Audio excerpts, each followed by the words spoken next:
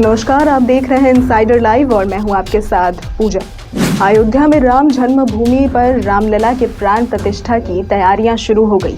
22 जनवरी को मुख्य समारोह होना है। ये समारोह लंबी कानूनी लड़ाई, धार्मिक उन्माद और भारतीय संस्कृति पर चोट की एक कहानी की शुरुआत लगभग 500 साल पहले हुई। वो साल था 1528, जब मुगल बादशाह बाबर के सिपह सालार मीर बाकी ने एक विवादित जगह पर एक मस्जिद का निर्माण करवाया। इस मस्जिद के निर्माण के साथ ही शुरू हुआ वो विवाद जिसका अंत क्या होगा कुछ साल पहले तक किसी ने सोचा तक नहीं था। मस्जिद के निर्माण से लेकर अब मंदिर के निर्माण तक की कहानी हम आपको बता रहे हैं। राम मंदिर विवाद की अयोध्या में नींव पड़ी 1528 में। मुगल बादशाह बाबर के सिपह सालार मीर बाकी ने विवादित जगह पर एक मस्जिद का निर्माण करवाया। इसे लेकर हिंदू समुदाय का दावा रहा कि ये जगह भगवान राम की जन्मभूमि है और यहाँ एक प्राचीन मंदिर हुआ करता था। इस मस्जिद में 3 गुंबद थे और कहा गया कि मुख्य गुंबद के नीचे ही भगवान राम का जन्म स्थान था। मुगलों के शासन में हिंदुओं की आवाज़ दबती रही और कोई सुनवाई नहीं हुई, लेकिन हिंदू समुदाय ने इस पर दावा कभी नहीं छोड़ा।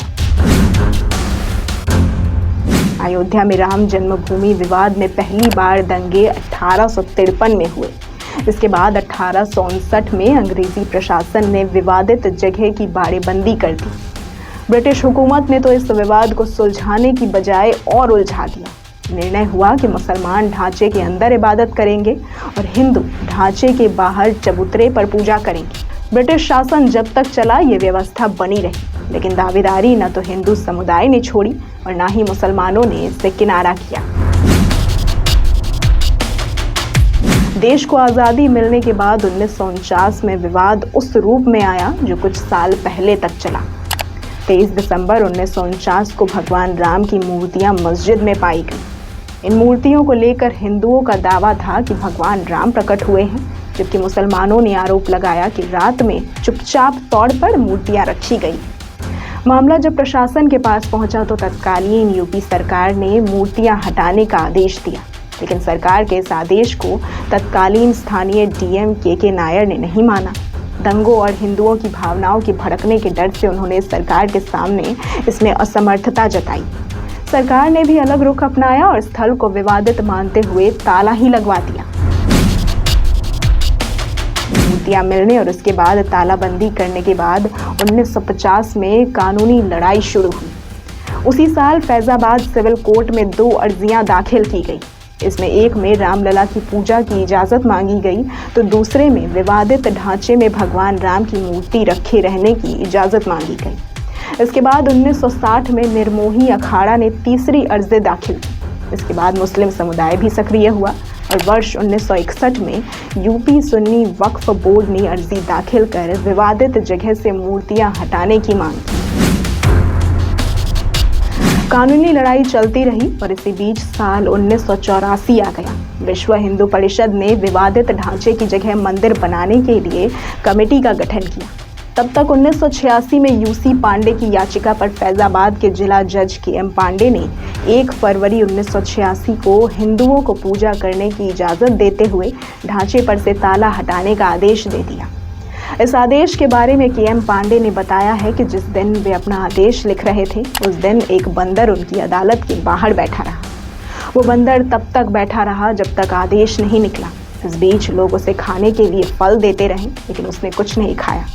के.एम. पांडे के मुताबिक वो बंदर शाम में उनके घर के बरामदे में भी देखा गया। दशकों पुरानी कानूनी लड़ाई के बीच हिंदुओं का धैर्य 6 दिसंबर 1992 को जवाब दे गया। तब वीएचपी और शिवसेना समेत दूसरे हिंदू संगठनों के लाखों कार्यकर्ताओं ने विवादित ढांचे को गिरा दिया। देश भर में सांप्रदायिक दंगे भड़क गए, जिनमें 2000 से ज्यादा लोगों की मौत हो गई। 10 साल बाद अयोध्या के कारण एक बार फिर दंगे हुए। ये दंगे गुजरात में हुए।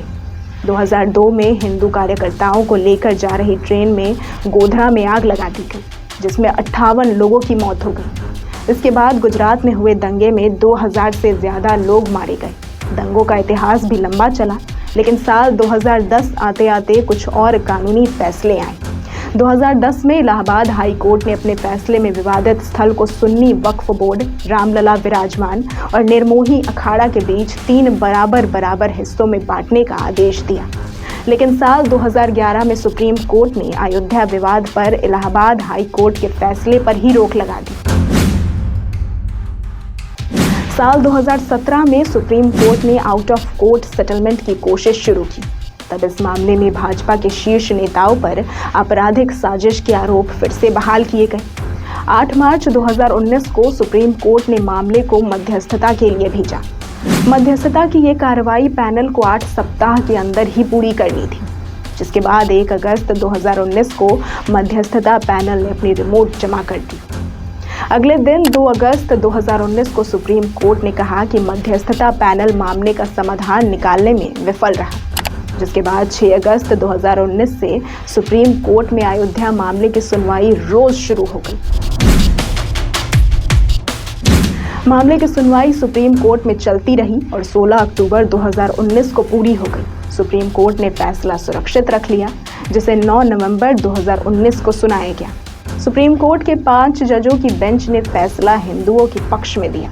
फैसले के अनुसार 2.77 एकड़ विवादित जमीन हिंदू पक्ष को मिली, जबकि मस्जिद के लिए अलग से 5 एकड़ जमीन मुहैया कराने का आदेश दिया गया। जिसके बाद 25 मार्च 2020 को तकरीबन 28 सालों के बाद रामलला टेंट से निकलकर फाइबर के मंदिर में शिफ्ट हुए। अब 5 अगस्त 2020 को राम मंदिर का भूमि पूजन पीएम नरेंद्र मोदी ने किया। तब अयोध्या पहुंचे पीएम मोदी ने हनुमानगढ़ी में सबसे पहले दर्शन किया। अब 22 जनवरी 2024 को श्री राम जन्मभूमि मंदिर में प्रभु श्री राम के बाल रूप रामलला की प्राण प्रतिष्ठा का समारोह आयोजित किया जाएगा। पीएम नरेंद्र मोदी इस कार्यक्रम के मुख्य अतिथि होंगे। ऐसी ही तमाम खबरों और जानकारियों के लिए देखते रहें इनसाइडर लाइव।